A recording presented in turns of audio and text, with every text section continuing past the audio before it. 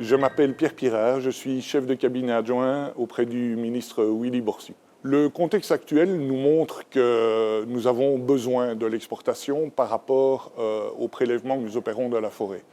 Il y a deux types de prélèvements. Il y a le secteur des résineux d'une part, où là nous sommes sans doute en train d'exploiter un peu fort, mais il y a le processus lié à la présence des scolites qui justifie une augmentation des chiffres.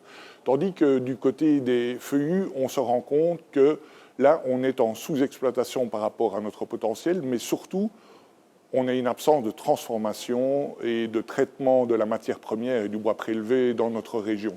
Donc nous devons absolument développer la filière feuillue en Wallonie pour permettre à notre ancrage local, notamment nos petits scieurs, d'obtenir les moyens nécessaires pour pouvoir moderniser ou adapter leur infrastructure. N'oublions pas que nous avons un passé qui est quand même très prégnant au niveau de la filière bois en Wallonie.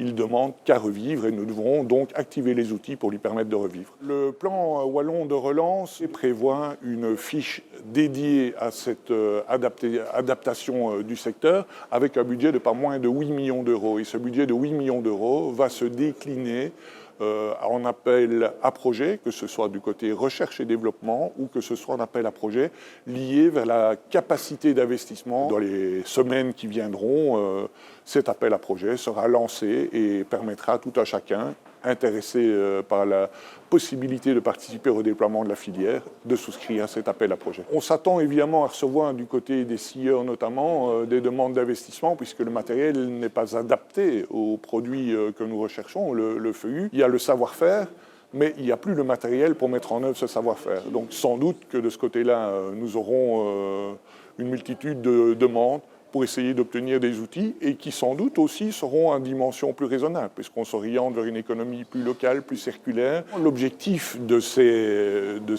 investissements, c'est évidemment d'assurer une réponse à la demande du marché. Maintenant, si nous avons la possibilité d'exporter, il est évidemment en termes de valeur ajoutée beaucoup plus intéressant d'exporter un produit fini que d'exporter un produit primaire, brut.